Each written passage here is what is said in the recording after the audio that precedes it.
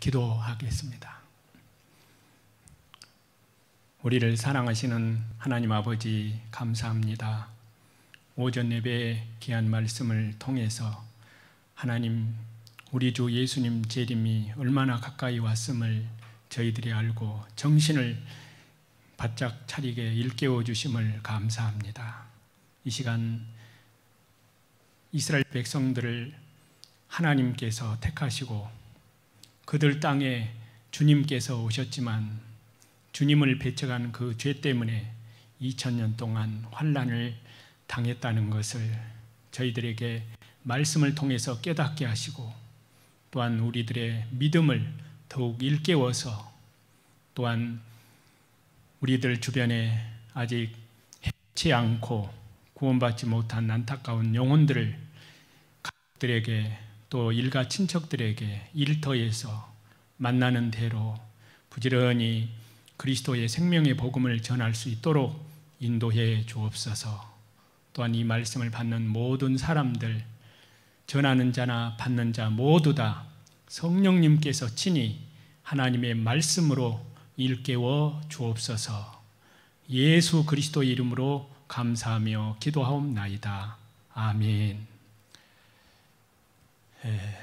이 시간에는 이스라엘 환난사의 근본적인 이유라는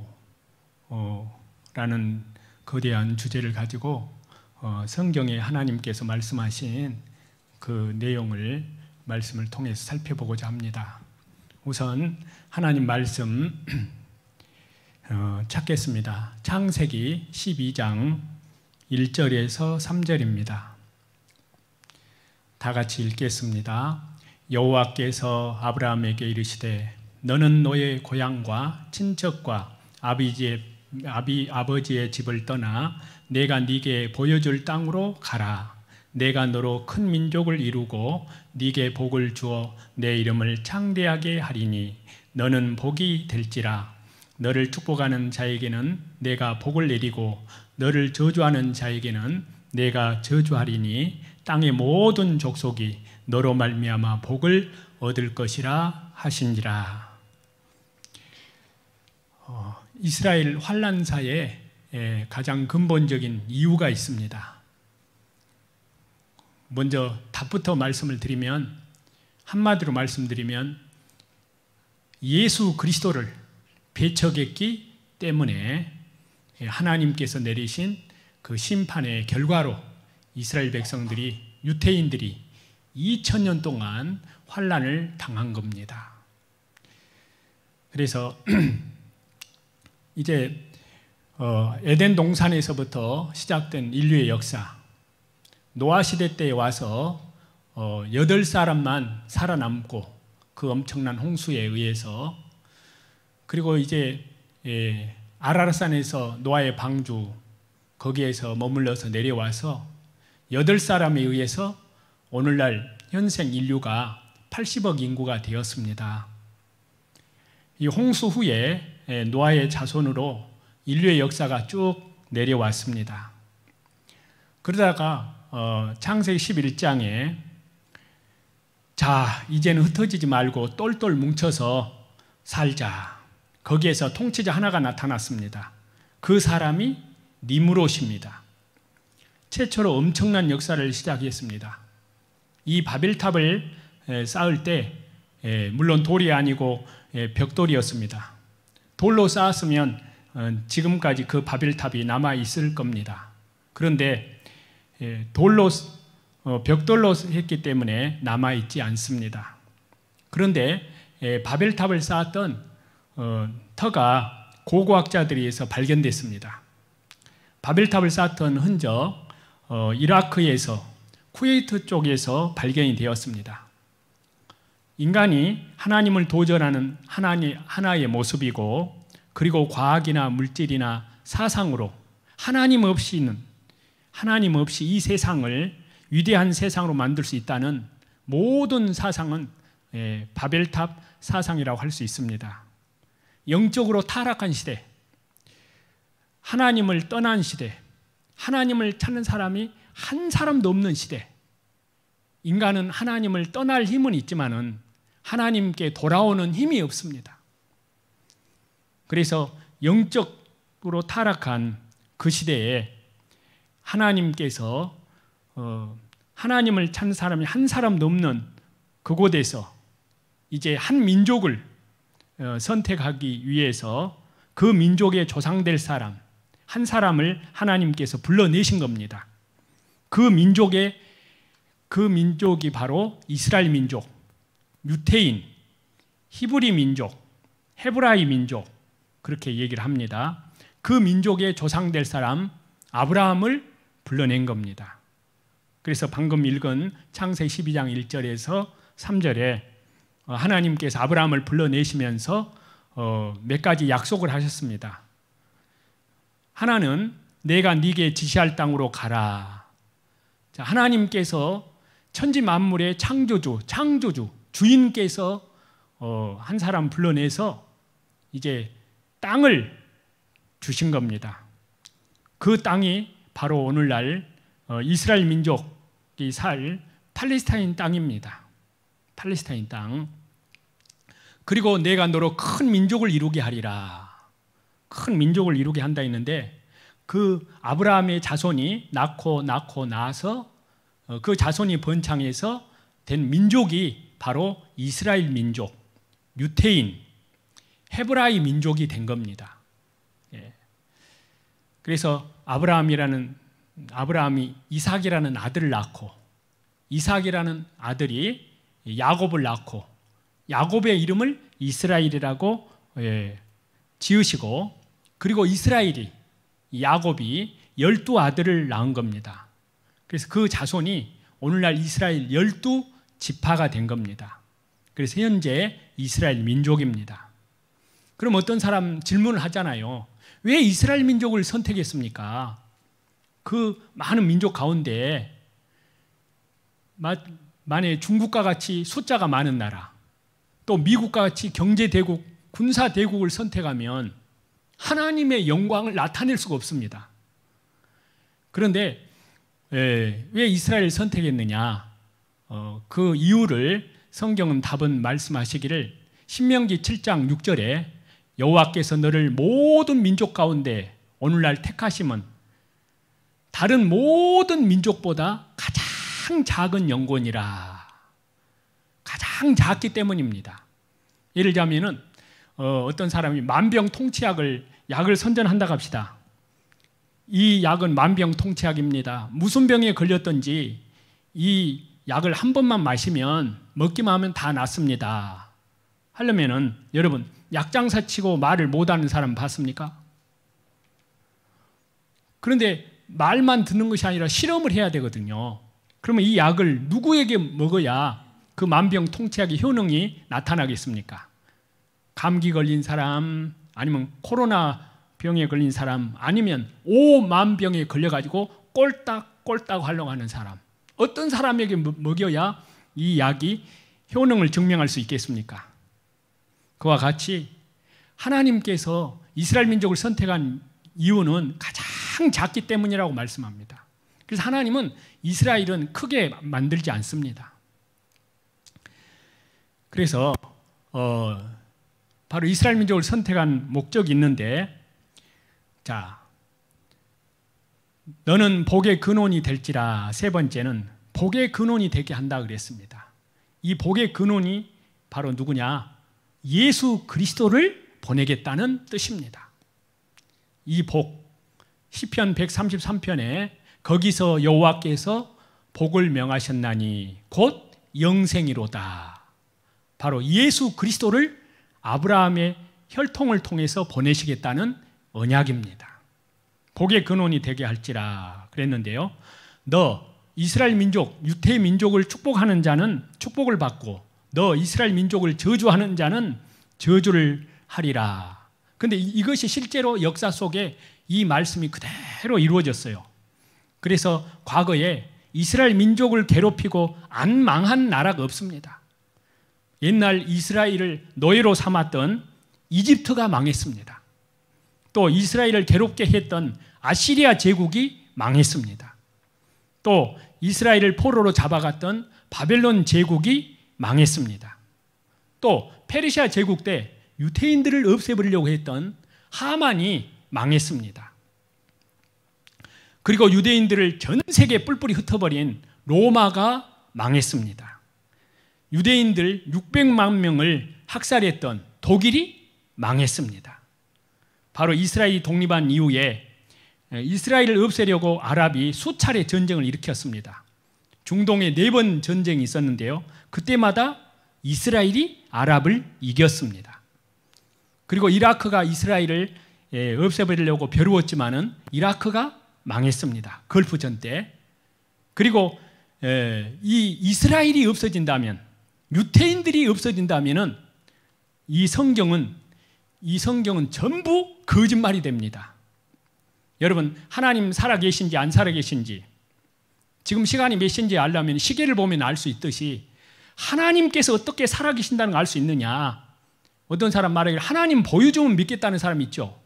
예, 하나님께서 하나님 살아계심을 보여주기 위해서 하나님께서 택한 매개체가 있습니다. 바로 보이지 않는 전파를 보이게 하는 매개체가 바로 텔레비전 수상기듯이, 음식은 먹어서 보듯이, 소리는 들어서 보듯이 눈에 보이지 않는 하나님을 직접 볼 수 있는 방법을, 매개체를 하나님이 허락하셨는데 그 매개체가 바로 이스라엘 민족의 역사입니다. 그래서 이사야서 43장 10절에 보면은 나 여호와가 말하노라 이스라엘아 너희는 나의 증인이니라 라고 말씀합니다. 이스라엘 민족의 역사가 하나님 살아계심을 증거하는 역사다라는 뜻입니다. 또 예레미야 성경에 보면은 하나님께서 이스라엘 민족, 이 지구상에 있는 모든 나라는 하나님께서 작정하신 그 때를 맞추기 전까지는 이스라엘은 저 공중에 해가 있는 한, 공중에 저 달이 있는 한, 그리고 바다를 격동시켜 파도로 소리치게 하는 천지의 규례가 있는 한 이스라엘은 결단코 없애지 않는다고 하셨습니다. 왜냐? 바로 이스라엘은 하나님 살아계심을 증거하기 위한 민족이기 때문입니다. 그래서 하나님 살아계심을 확실하게 알려면 유대인을 보면 하나님께서 작정하신 카이오스, 시간대를 알 수 있습니다. 그래서 성경에 보면 마태복음 24장에 예수님께서 친히 말씀하셨습니다. 무화과 나무의 비유를 배우라. 무궁화 나무의 비유를 배우라. 그럼 우리 대한민국이겠지만은 바로 무화과 나무의 비유를 배우라. 바로 각 나라는 그 나라를 상징하는 나무가 있습니다. 근데 성경에 비추어서 이스라엘의 역사를 가장 단적으로 가장 잘 설명해 놓은 나무가 있다면은 바로 무화과라는 나무입니다. 바로 이스라엘을 상징하는 나무인데요. 그래서 이제 하나님께서 이스라엘 백성들을 여호와의 증인이라고 합니다. 여호와의 증인. 여호와의 증인이라는 교파가 아니라 진짜 여호와의 증인은 이스라엘 민족이 여호와의 증인입니다. 신약은 교회가 예수 그리스도의 증인입니다. 그래서 여호와는 기념称호라고 했고, 그리고 스스로 계신 자라는 뜻도 있습니다. 그래서 여호와의 증인, 우주 만물을 창조하신 하나님을 증거하는 하나의 실물 교훈으로 매개체로서 이스라엘 민족을 선택하신 것입니다. 먼저 이스라엘 자신들에게 다른 이방인들이 섬기는 신들, 이 지구상에 많은 종교가 있잖아요. 세계 3대 종교, 불교, 해교, 그 다음에 기독교. 그런데 여러분, 기독교는 종교가 아닙니다. 이 세상의 모든 종교는 수양을 하고 권선징악의 개념에서 나온 그런 것이 종교의 개념입니다. 그러나 성경은 종교가 아닙니다. 성경은 죽느냐 사느냐 그 문제를 얘기하는 것이지 어떤 선을 좀 쌓고 수양하는 그런 도덕의 어떤 종교를 얘기하는 것이 아닙니다. 성경은 영원한 생명이냐 아니면 영원한 멸망이냐, 그러니 이것이 종교 문제가 아니라 영원한 생명의 문제를 다루고 있기 때문입니다. 그래서 성경은 종교가 아닙니다. 그래서 하나님께서 이 우주 만물을 창조하신 하나님을 이제 먼저 이스라엘 자신들에게 다른 이방인들이 섬기는 그런 신들, 그런 종교는 다 거짓이고 이스라엘 민족을 선택하신 여호와라고 하는 여호와 하나님만 우주 만물을 창조하신, 신약에서는 예수 그리스도만이 바로 구원자라는 것, 예수 그리스도 외에는 다른 구원자가 없다는 것을 온 세상 사람들에게 증거하기 전에 하나님께서, 예수님께서 선택한 그 이스라엘 민족을, 그 민족들에게 먼저 창조주 하나님 살아계심을 믿게 해야 됩니다. 그래서 그 민족에게, 이스라엘 사람들에게 창조주 하나님께서 시퍼렇게 살아계시다는 것을 이스라엘 민족에게 먼저 믿게 하시기 위해서 어떤 신도 행할 수 없는 이적을 이스라엘 민족 역사 속에 하나님께서 실제로 보여주신 겁니다. 그래서 창세기 12장부터 요한계시록까지는 한마디로 말씀드리면 이스라엘 민족의 역사라고 할 수 있습니다. 이스라엘 민족의 역사. 그래서 그러기 위해서 하나님께서는 이스라엘 민족을 애굽으로 일부러 내려 보냈습니다. 그래서 애굽이 지금의 이집트입니다. 이집트. 이스라엘의 12아들 중에 11번째 아들 요셉이, 형들이 요셉을 미워해서 노예로 팔아버렸지만 요셉은 이집트에 내려가서 이집트의 총리 대신이 됐습니다. 그래서 풍년 때 곳곳에 창고를 지어서 곡식을 다 거두어 들였다가 흉년 때 양식을 배급해 줘서 무사히 흉년을 지냈다는 그런 사실이 창세기에 나옵니다. 수년 전에 이집트에서 비석이 하나 발견되었는데요, 거기에 기록하기를 히브리 사람 요셉이 에집트를 흉년에서 구해냈다는 글이 새겨져 있다는 것이 발견됐습니다. 고고학자들에서. 그래서 하나님께서 모세를 세워서 이집트에 10가지 재앙을 내리고 이스라엘 민족을 거기에서 끌어냈습니다. 그 역사가 바로 출애굽의 역사입니다. 애굽, 엑소더스, 이집트에서 구원해냈다 그 말입니다. 홍해바다를 육지같이 통과하게 하고 그것도 다 사실로 밝혀졌습니다. 그것이 구약성경 출애굽기에 자세히 나오는데요.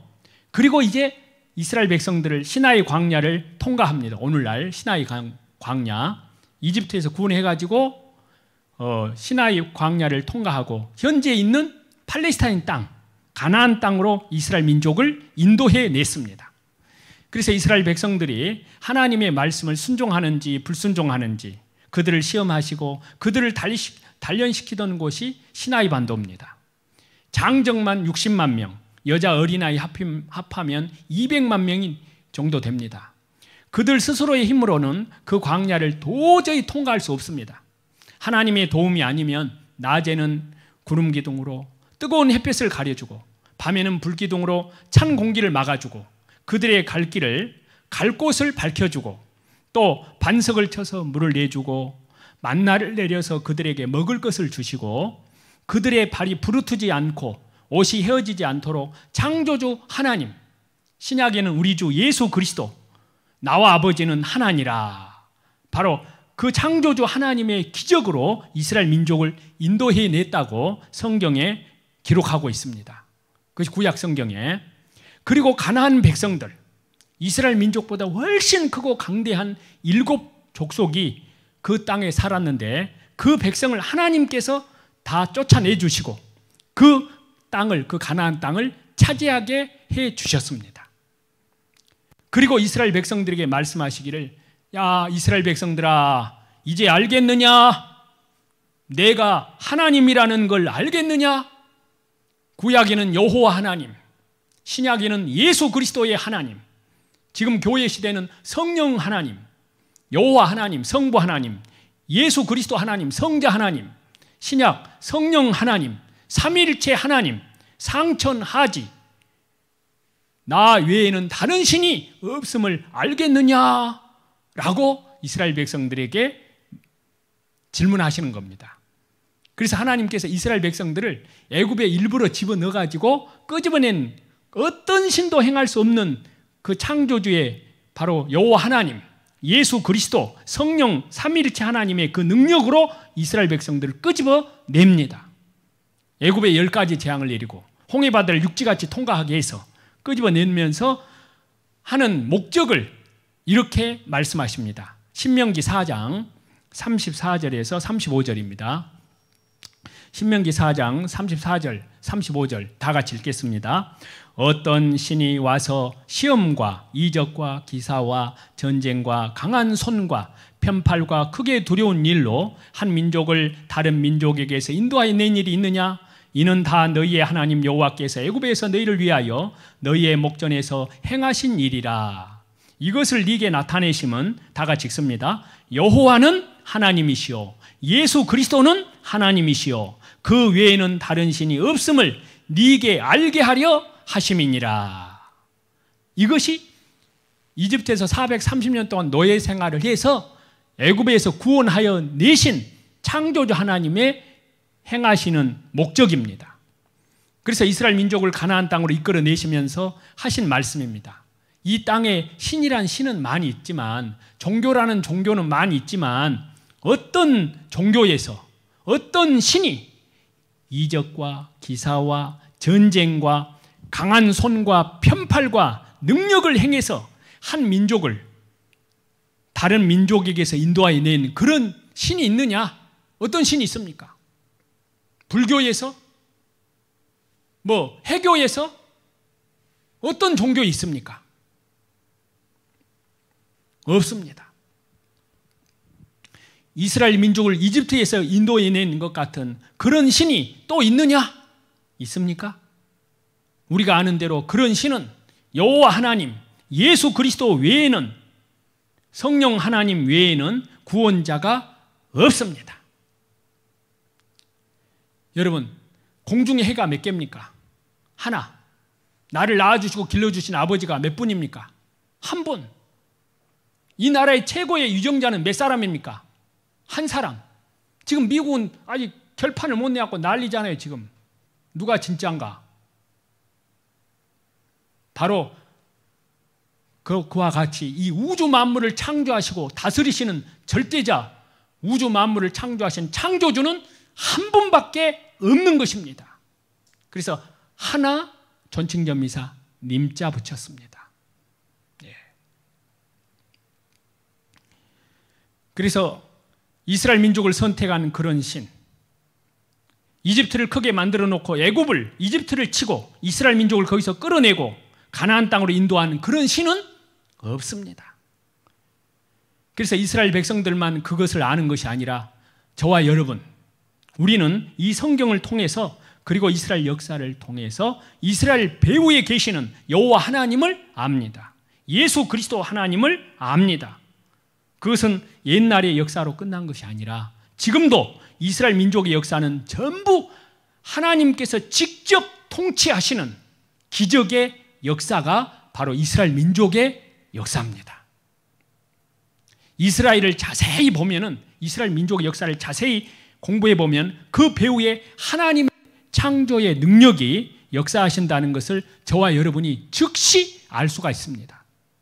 그리고 또 한 가지, 이스라엘 선택한 목적은 이 성경 말씀을, 바로 하나님의 말씀을 기록하고 보관하고 또한 온 세계에 이 성경 말씀을 전파할 목적으로 한 민족을 선택한 겁니다. 그것이 이스라엘 민족을 선택한 이유입니다. 자, 로마서 3장 1절 2절입니다. 로마서 3장 1절 2절 다 같이 읽습니다. 그런즉 유태인의 나음이 무엇이며 할례 유익이 무엇이냐? 범사에 많으니 우선은 첫째는 그들이 하나님의 말씀을 맡았음이니라. 이 성경 말씀을 유태인들에게 맡기신 겁니다. 유대 민족이 다른 민족보다 낫다는 것이 무엇이냐? 여러 가지가 있지만 첫째는 저희가 하나님의 말씀을 맡았다는 사실입니다. 우리가 넓은 논에다가 모를 심기 전에 모짜리를 먼저 택해가지고 거기다가 벽실을 뿌리고 모를 길러 모를 뽑아서 온 논에다가 심는 것처럼 세상 제일 가운데 있는 민족, 정중앙에 있는 민족, 우리가 세계 지도를 딱 펼쳐놓고 보면은 어째요? 이스라엘이 정중앙입니다.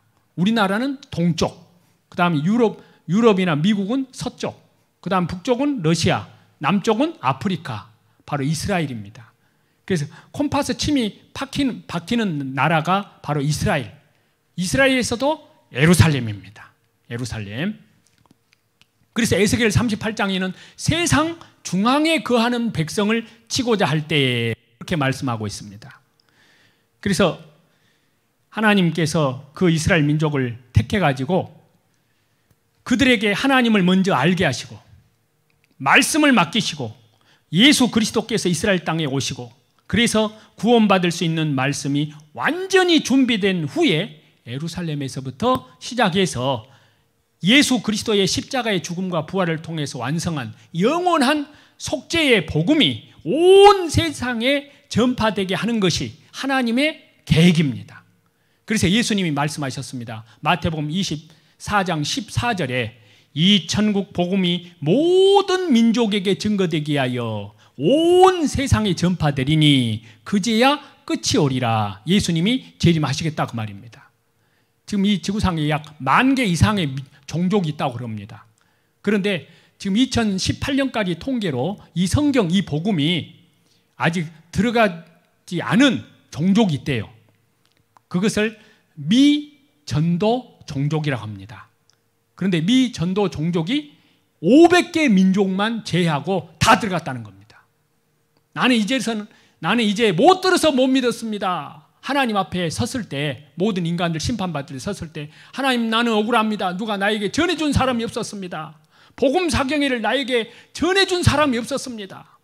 라고 핑계할 수 없는 그런 시대가 됐다는 사실입니다. 하나님께서는 모든 사람들에게 천국에 들어갈 수 있는 그 천국의 복음을 온 민족에게 다 전파되어야만 예수님이 재림하시겠다고 언약을 하셨습니다. 그런데 지금 500개 민족밖에 안 남아 있어요.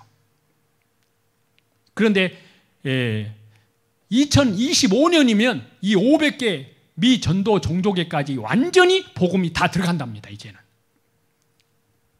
그러면 주님이 그제야 끝이 오리라. 그러니까 복음에다가 포커스를 맞추는 것이지 어떤 정치적인 사건에다가 어떤 경제적인 사건에다가 천재적인 어떤 기상이변에다가 예수님 재림의 시점을 맞추는 것이 아니라 이 천국 복음이 온 민족에게까지 전파되는 그것을 기점으로 해서 주님 재림의 시점을 맞추시겠다고 언약을 하셨습니다.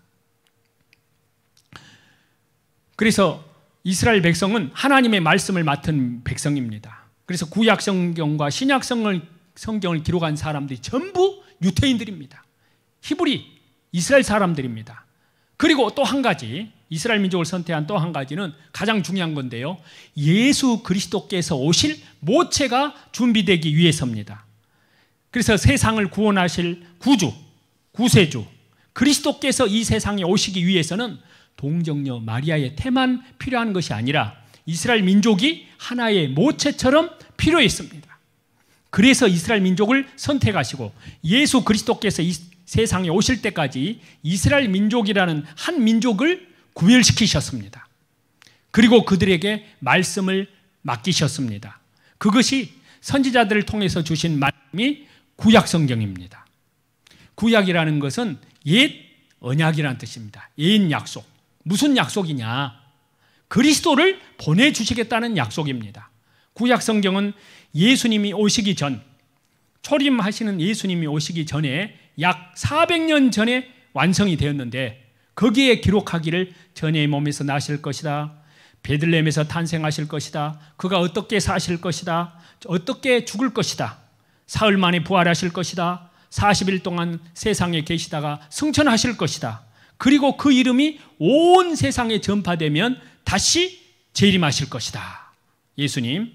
그러니까 예수님의 탄생, 그리고 예수님의 초림, 그리고 예수님의 십자가의 죽음과 부활, 승천, 그리고 예수님의 다시 오시는 재림, 이 언약이 구약에 미리 언약되어 있습니다. 약속이 되어 있습니다. 그것이 구약 성경에 다 기록되어 있습니다. 여러분, 사람이 세상에 태어나기도 전에 그 사람의 모든 생일을 미리 기록할 수 있을까요? 그걸 정기라고 하는데, 정기문, 그 정기문을 기록할 수 있는 사람 이 세상에 있을까요? 그러나 예수님은 이 세상에 오시기도 전에 초림하시는 예수님의 정기문이 예수님의 초림, 그리고 예수님 승천, 부활, 예수님의 재림의 모든 정기문이 완성되어 있습니다. 그것이 구약성경입니다. 그 약속대로 그리스도께서 초림으로 오신다는데 오셨습니다. 오신 겁니다. 그래서 그리스도는 히브리 말로는 메시아, 헬라 말로는 그리스도, 우리 말로 번역하면 구세주. 그리스도가 오셔서 무슨 일을 하시느냐? 그리스도께서 오시면 인간의 죄를 대속하기 위해서 그 죄를 대신해서 십자가에 죽으시고 저와 여러분의 죄, 온 세상의 죄를 대속하시고, 그리고 또 뿐만 아니라 그 죄를 영원한 속량을 이루십니다. 영원한 속량을, 그 구원을, 죄를 속죄하는 일을 완성하시고, 그리고 십자가의 죽은 자 가운데서 부활하심으로 믿을 만한 증거를 주시고, 그래서 구원하시는 역사를 완성하실 것이 구약 성경에 미리 기록되어 있습니다. 구원하실 일, 그리고 그 복음이 온 세상에 전파될 것이 언약으로 기록되어 있습니다. 그래서 이스라엘 조상 아브라함에게 너로 인하여 땅의 모든 족속이 복을 받으리라 라는 약속이, 너로 인하여 땅의 모든 족속이, 이런 약속의 과정을 통해서 오늘 여기 앉아 계시는 저와 여러분에게까지 이 복음이, 이 천국 복음이 저와 여러분에게까지 전해진 겁니다. 얼마나 놀랍습니까? 그래서 온 세상, 그러니까 이스라엘 사람들은 이스라엘 민족을 이집트에서 건져내실 때부터 많은 이적을 통해서 하나님을 믿었습니다. 그래서 이스라엘 역사는 전부 하나님께서 직접 친히 몸소 그 조상 아브라함을 선택하실 때부터 모든 것이 하나님께서 직접 통치하시는 역사입니다. 그리고 그들에게 주신 구약 성경 말씀을 통해서 하나님께서 약속하신 메시아가 오시기를 간절히 고대했습니다. 그런데 약속대로 그리스도께서 이스라엘 땅에 오셨습니다. 그런데 이스라엘 백성들이 그분을 영접했습니까? 배척했습니까? 초림하신 예수님, 초림하신 메시아를 미워하고 핍박하고 로마 사람들의 손을 빌려서 십자가에 못 박아 죽였습니다. 여러분, 어떻게 생각하세요? 그게 있을 법한 일이겠습니까? 자, 오늘 말씀 성경 공부의 제목이 한번 같이 읽어보겠습니다. 이스라엘 환란사의 근본적인 이유. 자, 이스라엘 백성들이 2000년 동안 로마 제국에서 전 세계에 흩어졌는데 2000년 동안 뿔뿔이 흩어져서 망해가지고 가는 곳마다 비참하게 환란을 당했는데 그 근본적인 이유가 뭐냐고 말이에요. 이것은 이스라엘 민족의 역사는 하나님께서 직접 다스리시는 꾸민 역사입니다. 하나님께서 행하시는 역사입니다. 자, 그래서 그리스도께서 오셨는데 그분을 미워하고 핍박하고 로마 사람들의 손을 빌어서 십자가에 못 박아 죽였습니다. 그게 있을 법한 일입니까? 하나님께서 택한 백성이, 하나님께서 약속하신 메시아를 보내주셨는데 그들이 기다리고 사모하던 메시아가 오셨는데 그들이 그분을 미워하고 핍박하고 죽였습니다. 그것도 십자가에, 십자가란 말은 아시죠? 살아있는 사람을 산채로 사형틀, 십자가 형틀, 거기에다가 못을 박아서 산채로 못 박아 죽이는 것이 바로 십자가 처형법입니다. 세상에 그런 모순이 어디 있습니까? 그런 모순, 엄청난 제약, 비극이 어디 있습니까? 자기를 낳아주시고 길러주신 아버지 어머니를, 그 자식이 부모님을 죽였다. 그것은 온 세상 사람들이 이거는 그런 일은 있을 수 없다. 그러나 여러분, 그런 일이 있습니다. 그보다 더 끔찍한 것은 하나님께서 택하신 백성이 하나님의 아들을 죽였다. 여러분, 이 문제에 대해서 저와 여러분이 깊이 생각을 해야 됩니다. 오늘 말씀의 주제, 이스라엘 환난사의 가장 근본적인 이유입니다. 그 답을 지금 말씀드리고 있습니다. 그 역사 속에 그대로 이루어졌는데요. 자, 이 문제에 대해서 문제는 왜 그랬을까요? 이스라엘에게 있었던 이 사건은 그 다음에는 항상 온 세상 사람들에게 또 한 번 있습니다. 똑같은 경우가 그대로 있습니다. 그래서 저와 여러분, 성경에서 이스라엘 역사를 왜 배우는가 하면은 이스라엘 역사를 배우는 과정에서 이스라엘 민족이 잘못한 것, 실패한 것, 모순된 것은 우리의 교훈으로 삼아가지고 우리는 그런 모순에, 그런 실패에 빠지지 않도록 하는 것이 역사를 배우는 중요한 목적입니다. 좋은 점은 본받고 더 좋게 하고 그렇게 해야 됩니다. 저와 여러분은 이스라엘 역사 속에서 가장 충격적인 것이 바로 그것입니다. 그 이스라엘 민족, 그 유태의 백성, 하나님께 택한 거기서 택했다는 것은 영혼이 아니라 육체만 선택했습니다. 육체만. 영혼은 그들도 거듭나야 천국 가고 우리 이방인들도 거듭나야 천국 갑니다. 육신적으로 생각하면 억울할 것도 있지만은 그러나 영혼으로 생각하면 억울할 것이 없습니다. 그런데 그 백성이 그리스도를 배척했다는 겁니다. 죽였다는 겁니다. 저와 여러분이 이 문제를 풀어야 됩니다. 저와 여러분도 똑같은 경우가 될 수 있기 때문에 그렇습니다. 하나님께서 택하신 백성이 그리스도를 배척했다. 창조주 하나님은 저와 여러분의 마음 중심을 보십니다. 속에 정말로 하나님을 사랑하는 마음이 있느냐? 그리스도를 참으로 모신 적이 있느냐?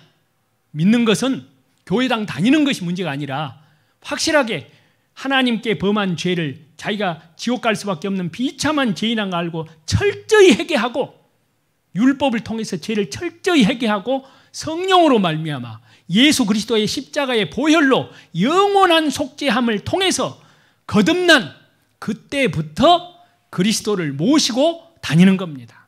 그때부터가 비로소 신앙생활이 시작된 거예요. 그런 경험이 없이 교회만 왔다 갔다 하는 것은 종교생활입니다. 그냥 기독교인, 성경에 교인이 지옥 간다는 말씀이 많습니다.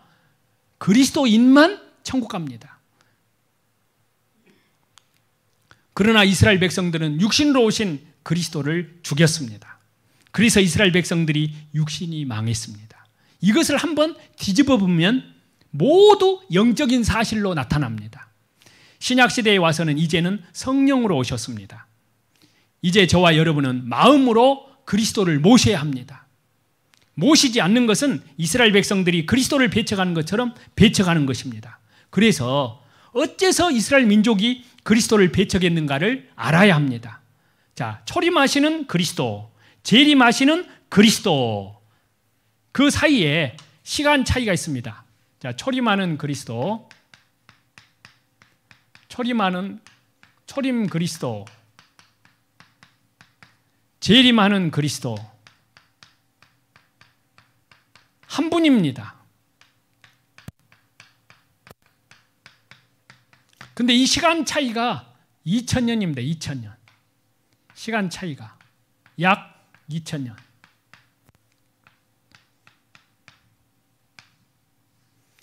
이 시간 차이가 있는데 그걸 이스라엘 백성들은 이거를 구분을 못한 겁니다. 초림하는 그리스도, 재림하는 그리스도 한 분입니다. 그런데 시간 차이가 약 2000년입니다. 이걸 구분을 못 해버린 거예요. 이스라엘 백성들은.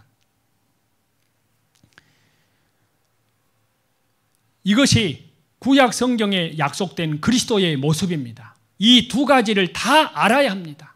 그래서 초림하는 그리스도는 고난받는 그리스도, 고난의 그리스도입니다. 고난의 그리스도.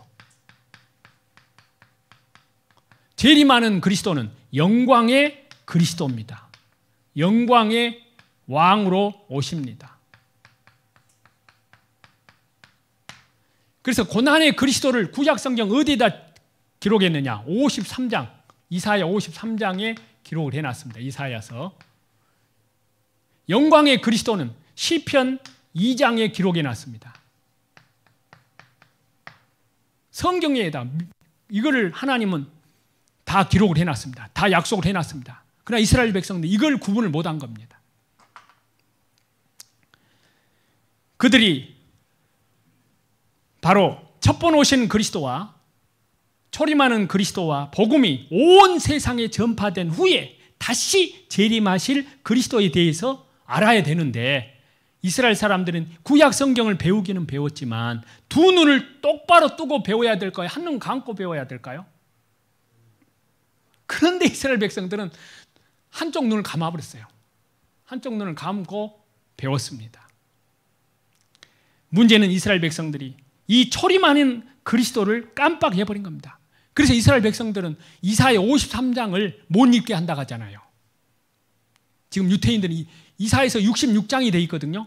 그런데 53장은 절대 금지 목록입니다. 거기는 건너뛰라고 배운답니다. 그럼 어찌해야 되겠습니까? 그걸 시킨 대로 해야 되겠습니까? 아니 53장을 왜 기록했겠냐고. 53장을 읽으면 바로 초림하는 그리스도를 알아버립니다. 바로 자기 조상들이 죽였던 2000년 전에 십자가에 못 박아 돌아가신 그분이 진짜 메시아였구나. 그때서 메시아닉 쪽 유태인들이 바로 땅을 치고 통곡하면서 그들이 구원을 받잖아요. 완전히 생명이고 뭐이고 완전히 다 목숨 걸어버립니다. 이 복음을. 지금 메시아닉 쪽 그리스도인들이 지금 그렇게 살고 있어요. 그래서 그들을 향해서 스가랴 성경 3장에 보면 3분의 1이 구원 얻는 내 백성아, 내가 불 가운데서 너희를 연단할 것이니라. 그리고 요한계시록 7장에는 그들이 14만 4천입니다. 각 지파에 1만 2천씩, 1만 2천 곱하기 12지파 하면 14만 4천 유태인들을 구원받는 숫자입니다. 그래서 구약 성경에는 고난받으실 그리스도, 인간의 죄를 대속하실 그리스도에 대해서 더 자세히 예언되어 있는데 그것에 대해서는 눈을 감아버리고 왕으로 오실 그리스도만을 기대했습니다. 영광스러운 그리스도만 생각한 겁니다. 왜 그랬을까요? 왜 그랬냐 그 말이에요. 그리스도께서 초림하신 예수 그리스도께서 오시기 전 600년 전에 그 이스라엘 민족들은 BC 588년에 바벨론에 의해서 이스라엘 나라가 아주 멸망당했습니다. 예루살렘 성전을 불질러버리고 유대인들을 몽땅 포로로 잡아가 버렸습니다. 이스라엘 임금의 눈을 빼버리고 쇠고랑을 채워서 끌고 가버렸습니다. 그때부터 바벨론 포로 생활 70년 후에 돌아오기는 했지만 바벨론 제국 후에는 페르시아 제국에 짓밟히고 그 다음에 알렉산더 제국에 짓밟히고 그 다음에 로마 제국에 의해서 가장 강력하게 짓밟혔습니다. 예수님이 이스라엘 땅에 오셨을 때 로마 제국이 이스라엘을 통치하던 때입니다. 로마가 세계를 가장 강력하게 다스릴 때 세금을 다 거두어서 로마 가이사 아우구스도 황제에게 바치고 그리고 로마 군대들이 예루살렘을 짓밟고 이스라엘 사람들은 경제적으로나 정치적으로나 말할 수 없는 고통을 당하고 있었습니다. 그 이스라엘 사람들의 민족적인 소원이 무엇이겠습니까? 정치적인 소원이 무엇이겠습니까?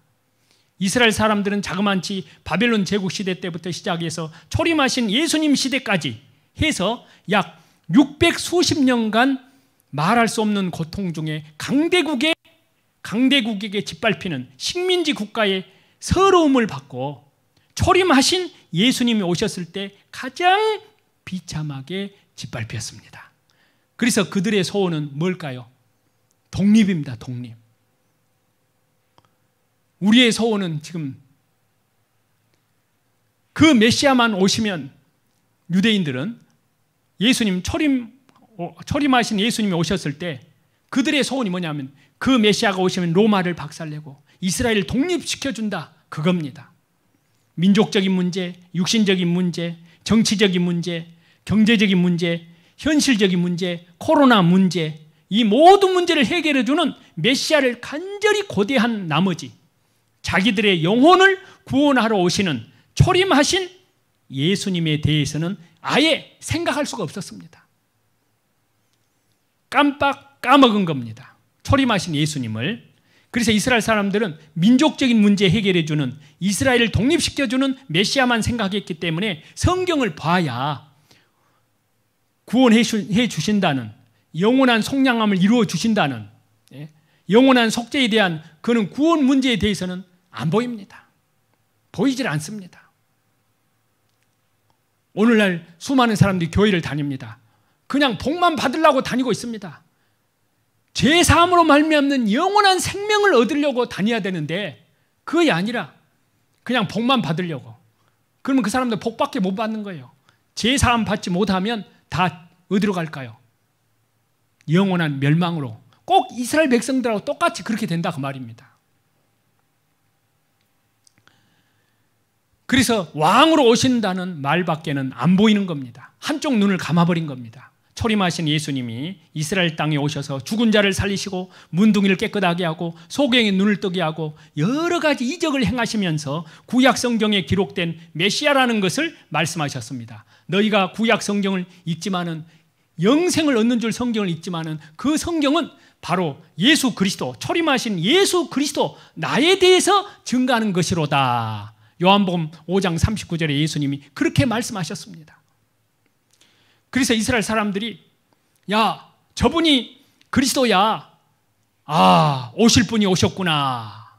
죽은 자를 살리시고 문둥이를 깨끗하게 하고 소경의 눈을 뜨게 하고 과거에 그런 기적을 행하시는 분이 이제까지 없었거든요. 구름대같이 사람들이 예수님 뒤를 따라다녔습니다. 수천 명, 수만 명이 초림하신 예수님을 따라다녔습니다. 이스라엘 사람들이 초림하신 예수님을 구름대처럼 따라다니는데 시간이 지나갈수록 맥이 쭉 빠지기 시작했습니다. 왜냐하면 아무리 기다려도 로마를 정복시켜 주겠다든지 이스라엘 독립시켜 주겠다든지 이 세상을 잘 사는 세상으로 만들어 주겠다든지 한마디 말씀도 없기 때문입니다. 예수님에게 물어봤습니다. 가이사에게 세금을 바치는 것이 옳습니까? 그렇게 하니까 예수님이 대답하시기를, 초림하신 예수님께서 가이사의 것은 가이사에게, 하나님의 것은 하나님께 바치라. 무슨 말입니까? 육신적으로는 로마 황제를 섬기하고 그 양심과 영혼은 하나님을 섬기한다. 두 가지 다 하라고 하신 말씀입니다. 이스라엘 사람들은 그것을 알 리가 없습니다. 초림하신 예수님이 하신 말씀은 들어보니까 심령이 가난한 자는 복이 있나니 천국이 저희 것임이라. 애통하는 자는 복이 있나니 저희가 위로를 받을 것임이라. 썩는 양식을 위하여 일하지 말고 영생을 위하여 일하라. 이 양식을 내가 너희에게 주리라. 나는 하늘에서 내려온 산떡이니 사람이 이 떡을 먹으면 영생하리라. 내가 너희에게 줄 떡은 내 살이요 내 피라. 내 살을 먹고 내 피를 마시는 자는 영생을 얻을 것이니라. 이 말씀을 도대체 알아들을 수가 없는, 이적을 행할 때는 좋았는데 초림하신 예수님, 그 사람 말씀을 들어보니 완전히 딴 세상 사람이다 라는 겁니다. 그들이 기다리던 메시아의 모습이 아니었습니다. 그래서 점점 초림하신 예수님에 대해서 의심이 생겼습니다. 저 사람은 우리가 기다리는 메시아가 아니다. 이스라엘 사람들은 초림하신 예수님이 그리스도가 아니란 결론이 내려졌습니다. 그런데 로마 사람 신경만 건드려 놨으니 저 사람 때문에 로마가 또 한 번 우리를 괴롭힐지 모르니까 아예 저 예수님이란 사람을 죽여버리자. 그래서 예수님을 잡아온 겁니다. 예수님의 제자들도 예수님이 왕이 되시면 누가 제일 높은 자리에 앉을 거냐? 네가 크냐 내가 크냐? 예수님을 잡아가지고 로마 총독 빌라도 앞에 끌고 갔습니다. 예수님을 죽이려면 로마 총독 빌라도에게 고소해서 사형 판결을 내리도록 해야 합니다. 그래서 로마 총독 빌라도 앞에 끌고 가서 저 사람 예수님은 가이사에게 세금 바치는 것을 금하고 자기가 왕이라고 그러고 온갖 거짓말을 꾸며가지고 빌라도에게 고소했습니다. 빌라도는 예수님 뒷조사 다 해봤습니다. 정치적으로나 사회적으로나 도덕적으로나 죄라는 죄는 없는 분이시다. 더구나 죽일 죄가 어디 있느냐. 빌라도가 초림하신 예수님 변호하려고요. 변호를 하려고 진땀을 뺐습니다. 유대인들은 막무가내로 죽이라고 했습니다. 데모가 일어나면 로마에서 총독 빌라도 정치 잘못했다고 소환해 갑니다. 빌라도가 고심하다가 마침 이스라엘의 최고 명절 6월절입니다. 이집트에서 해방대에서 나온 해방 기념일인데요. 그때가 되면 모범 죄수 1명을 특사로 석방시키는 전례가 있었습니다. 사형수, 살인 강도 바라바를 초림하신 예수님 옆에 세워놓고 자, 잘 봐라. 오늘 두 사람 중에 누구를 놔주랴? 유대인들이 뒤에서요 수근수근 하더니요, 좋습니다. 바라바를 놔주고 예수님을 죽이시오. 빌라도가 대야에다가 물을 떠다가 손을 씻습니다. 이 사람 죽이는 책임은 나에게는 없다. 이 핏값을 너희가 받아라. 너희들이 받아라. 그래서 이스라엘 백성들은 말하기를 좋습니다. 좋습니다. 그 핏값을 우리와 우리 자손에게 돌릴지어다. 그 말이 얼마나 무서운 말인지 알았더라면 함부로 그런 말을 하지 않았을 것입니다. 예수님 말씀하시기를 사람이 무슨 무익한 말을 하든지 네 말로 의롭다 안 받고 네 말로 정죄함을 받으리라. 마태복음 12장에 그렇게 말씀을 하셨습니다. 그 말에 대한 책임을 져야 합니다. 오늘 말씀 공부의 제목, 이스라엘 환난사의 가장 근본적인 이유는 바로 예수 그리스도를 배척했기 때문입니다. 예수 그리스도를 마음에서 배척했습니다. 마음에서 배척한 결과 십자가에 못 박아 죽였습니다. 그래서 초림하신 예수님, 빌라도는 초림하신 예수님에게 사형 선고를 내렸습니다. 죽도록 넘겨주었습니다. 초림하신 예수님이 십자가 사형틀을 짊어지고 사형장으로 끌려갔습니다. 많은 여인들이 뒤따라오면서 울고 있었습니다. 초림하신 예수님이 말씀하시기를 예루살렘의 딸들아, 나를 위하여 울지 말고 너희와 너희 자녀를 위하여 울어라. 때가 되면 아이 베지 못한 배와 먹이지 못한 젖이 복이 있다 하리라. 우리와 우리 자손에게 돌리소서라고 했기 때문에 너희와 너희 자손을 위해서 울어라. 초림하신 예수님을 위해서 울 필요가 없습니다. 왜냐하면 초림하신 예수님은 십자가에 죽으셨다가 사흘 만에 다시 부활하시고 40일 후에 승천하시기 때문입니다. 이스라엘 백성들이 초림하신 그리스도를 배척한 그 죄로 어떤 형벌을 받아야 될 것이 구약 성경에 미리 예언이 되어 있습니다. 그런 말씀이 구약 성경에 얼마나 많이 자세히 예언되어 있는지 모릅니다. 그렇지만 그 중에 오늘 하나 대표적인 구절을 보겠습니다. 레위기 26장 33절입니다. 구약 성경 레위기 26장 33절 다 같이 읽습니다. 내가 너희를 여러 민족 중에 흩을 것이요 내가 칼을 빼어 너희를 따르게 하리니 너희의 땅이 항모하며 너희의 성읍이 황폐하리라. 내가 너희를 여러 민족 중에 흩을 것이요 칼을 빼어 따르게 할 것이고 너희의 땅이 항모하며 너희의 성읍이 황폐하리라. 자, 이 말씀은 초림하신 예수님 오시기 전 약 1500년 전에 기록된 말씀입니다. 이스라엘 백성이 초림하신 그리스도를 배척한 죄 때문에 하나님께서 그들을 열방에 흩을 것이다. 그리고 흩어진 이스라엘 백성들에게 칼이 따라 다닐 것이다. 얼마나 잔인한 학살을 당할 것인가를 말씀하시는 겁니다. 그들이, 이 유태인들이 초림하신 그리스도를 십자가에 배척한 죄 때문에 전 세계에 흩어져서 가는 곳마다 죽임을 당하는 동안에 이스라엘 땅은 황무지가 될 것을 말씀하십니다. 이대로 됐습니다. 이 말씀 문자 그대로 됐습니다. 그것이 2000년 세계사 역사 속에 그대로 이루어졌습니다. 문자 그대로. 이와 똑같은 말씀을 초림하신 예수님이 말씀을 하셨습니다. 자, 보겠습니다. 누가복음 21장 20절입니다. 누가복음 21장 20절. 다 같이 읽습니다. 너희가 예루살렘이 군대들에게 에워싸이는 것을 보거든 그 멸망이 가까운 줄을 알라. 자, 22절부터 24절도 같이 읽습니다. 이 날들은 기록된 모든 것을 이루는 징벌의 날이니라. 그날에는 나이 벤 자들과 젖먹이는 자들에게 화가 있으리니 이는 땅의 큰 환난과 이 백성에게 진노가 있겠음이로다.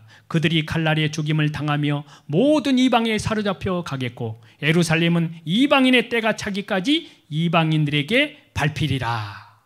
여러분, 예루살렘 망할 것을 말씀하시면서 구약 성경에 기록된 젖먹이는 땅에다 내쳐 죽이고 로마 군인이 예루살렘에 침공해 왔을 때 아주 무자비하게 잔인하게 이스라엘 민족을 죽일 것을 말씀하셨습니다. 미리서. 그래서 이 백성에게, 바로 이스라엘 백성들에게, 초림하신 예수 그리스도를 배척한 백성들에게 진노가 있겠음을, 저희가 칼날이 죽임을 당하리라. 모든 이방에 사로잡혀 가겠고, 레위기 성경에 있는 아까 읽은 말씀과 똑같습니다. 예루살렘을 이방인에게 짓밟히게 한다 그랬습니다. 이대로 이루어졌습니다. AD 70년에 정확하게 2세대가 지나기 전에 이루리라. 예수님 서기 30년에 돌아가셨잖아요. 33년에. 이스라엘 한 세대는 40년이 한 세대입니다. 30에다 40 당하니까 정확하게 AD 70년에 이 말씀이 이루어져 버렸습니다. 하나님은 살아계십니다. 예수님 말씀하십니다. 이 세계의 역사를 돌리시는 분이 누구시냐? 정치가들이 아닙니다. 국회가 아닙니다. 사법부가 아닙니다. 국가 권력이 아니라 이 역사의 수레바퀴를 돌리시는 분은 창조주 여호와 하나님, 예수 그리스도, 성령 하나님이 이 역사의 수레바퀴를 돌리고 있습니다. 그걸 우리는 알고 지금 하나님께서 작정하신 카이오스 시간이 어디까지 왔는지 알아야 됩니다.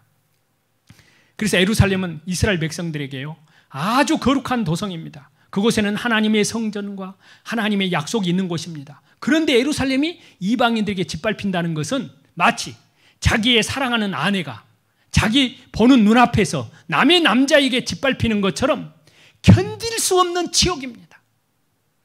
그런데 예루살렘이 이방인들에게 짓밟혔습니다. 아이 베이지 못한 자와 젖먹이지 못하는 자가 복이 있다는 말씀은 이스라엘 여자들은 아이를 낳지 못하면 굉장히 수치스럽게 여기는데요.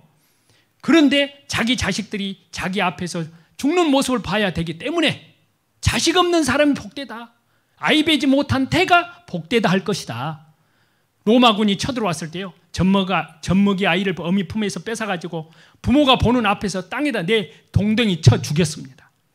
예수님이 너희 자식들 땅에다가 내어 쳐 죽이리라. 칼로 아이 벤 자의 배를 찔러가지고 뱃속에 있는 아이랑 같이 죽였습니다. 아주 잔인하게. 그리고 전 세계 쫓아내 버려버렸습니다. 유태인들을. 로마가 11세기 말부터 13세기 말까지 200년간 십자군 전쟁 때에 십자군이 들어가는 동네마다 유대인들 예수님을 죽인 악마의 자식이라고 막 죽여버렸습니다.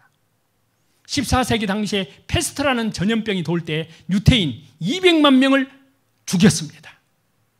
그리고 2차 대전 당시에 불과 몇 년 만에 유태인 600만 명을 무지하비하게 죽여버렸습니다. 히틀러는 이 지구상에서 유태인을 멸종시키라는 명령을 내렸습니다.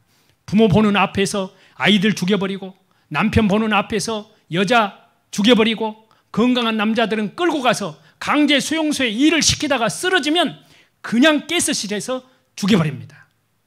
2차 대전 당시에 독일군이 가는 곳마다 유태인들을 모조리 무지하비하게 죽여버렸습니다. 유태인들 절벽 끝에 세워서 기관총으로 갈기면요 밑에 산더미같이 시체가 쌓이면 기름 뿌려가지고 불질러 태워버립니다. 구덩이 파놓으면 그대로 세워서 기관총으로 갈겨버리면 금방 파놓은 구덩이에 자기가 탁 빠집니다. 그러면 불도저로 끌어 묻어버립니다. 폴란드 아우슈비츠 수용소에서는 하루에 10,000명 이상씩 가스실에서 죽었습니다. 짧은 시간에 유태인들을 다 멸종을 시키라는 방법을 연구한 사람이 히틀러 부하 아히만입니다. 산 사람을 골로 쪼개고 산 사람 몸에다가 병균을 집어넣고 화학약품을 집어넣고 어떻게 병들어 죽는지 실험한 것입니다. 어떻게 얼어 죽는지, 몇 미터에서 떨어지면 어떻게 죽는지, 어떻게 굶어 죽는지 별별 시험을 다 했습니다.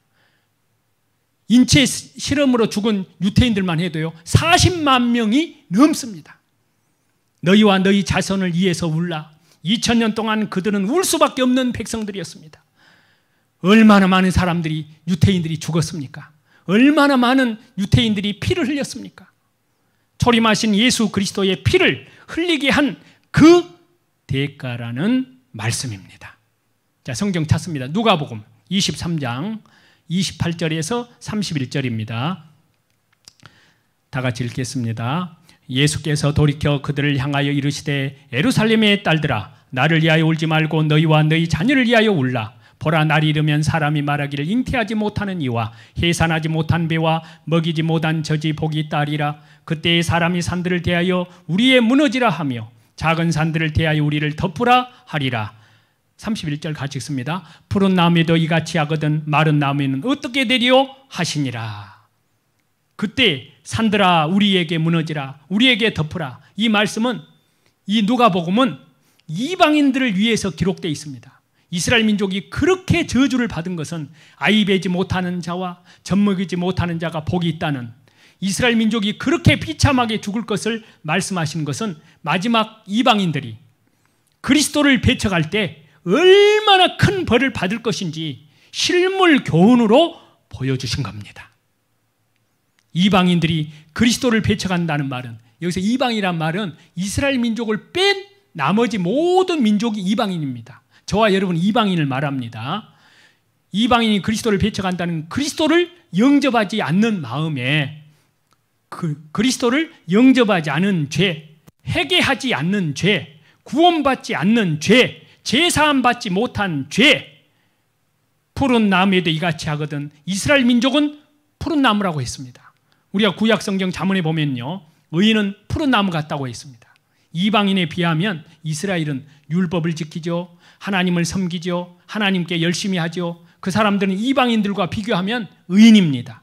하나님께서 택한, 하나님을 섬기는 이스라엘 백성들도 이렇게 그리스도를 배척한 죄로 심판을 받았는데, 마른 나무 같은 이방인들은 그리스도로, 초림하신 그리스도를 배척하면 얼마나 큰 심판을 받겠느냐, 각오하라, 그런 뜻입니다. 영원한 지옥불이라는 말씀입니다.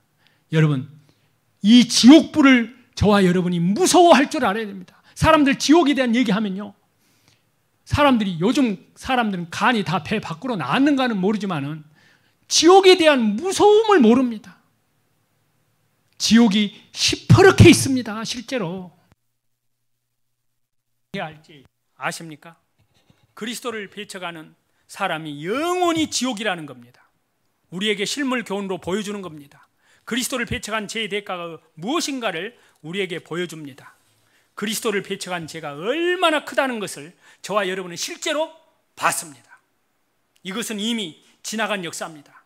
이제 앞으로 그리스도를 배척한 사람이 받아야 될 심판이 남아 있습니다. 지옥은 이것보다 훨씬 더 비참합니다. 여러분, 신들러 리스트란 영화 보셨죠? 스필버그 감독이요, 영화 감독이 유태인입니다. 자기 평생에 이 영화는 아주 의도적으로, 계획적으로 만들어진 영화다라고 말합니다. 그 내용은 실제로 있었던 사실입니다. 그래서 흑백 필름 그대로, 그때 있었던 사건 그대로 증인들이 지금도 살아 있습니다. 이 신들러 리스트라는 영화, 그것 때문에 독일에서 난리가 났습니다. 왜냐하면 독일이 젊은 사람들에게 속여놨거든요. 독일이 유대인들 600만 명을 학살하고 무자비하게 살해했다는 것은 다 거짓말이다 라고 그렇게 독일 그 청년들이 거짓말로 가르쳐 놓았거든요. 그런데 그 영화를 다 보여줬습니다. 독일에서 다 보여줬습니다. 지금도 증인들이 살아 있습니다. 그래서 독일에서 난리가 난 것입니다. 지금 워싱턴 DC 백악관 건너편 제일 좋은 장소거든요. 노른자 유태인 학살 기념관을 만들어가지고 유태인들을 학살했던 사진 그대로 갖다가 계속 보여줍니다. 유대인들 죽일 때 그 가스실 그대로 가져다 놓고 유대인들을 실었던, 곡물을 실었던 그 화물 열차 진짜 그대로 갖다 놓았어요. 나중에 워싱턴 여러분들 가시면 그 죽었던 사람들 신발 지금도 잔뜩 쌓아 놓았습니다. 무더기로 죽은 사람의 안경을 산더미같이 쌓아 놓았습니다. 그걸 갖다 놓았습니다. 영화 계속 보여줍니다. 사진이 쫙 있지요. 큰 텔레비전 뉴스 스위치만 누르면 계속 나옵니다. 엄청난 돈을 들여가지고 유태인들이요, 지금부터 23년 전에 백악관 바로 그 앞에다가 그 기념관을 개관을 했습니다. 그리고 온 세상 사람들에게 와서 봐라 그 말이에요. 그것입니다. 우리가 이렇게 죽었다, 우리가 이렇게 당했다, 그겁니다. 그렇기 때문에 앞으로 우리가 어떻게 하든지 알아서 하라, 그겁니다. 유대인들은 아주 비장한 각오를 가지고 있습니다. 아주 이를 갈고 있습니다. 원수를 갚는다는 겁니다. 유대인들의 원수가 누구냐? 저기 모든 이방인들입니다. 모든 이방인들, 독일만이 아니에요. 모든 이방인들. 이스라엘은 이방인에게 영원히 짓밟히는 것이 아닙니다. 이스라엘이 영원히 망하고 영원히 죽임을 당하는 것이 아니라 이방인의 충만한 수가 차기까지 기간입니다. 그런데 여러분, 이스라엘이 회복됐습니다. 지금부터 72년 전에 회복됐습니다. 73년 전에 1948년 5월 14일 72년 전이네요. 지금 이제 다음 시간에 말씀을 드리려고 하는데요. 예? 다음에는 이제 이스라엘이 회복되는, 자, 결론부터 말씀드리면, 자, 제목 이스라엘 한번 같이 한번 읽어봅시다. 이스라엘 환란사의 근본적인 이유는 뭡니까? 그 근본적인 이유는 바로 그리스도를 배척했기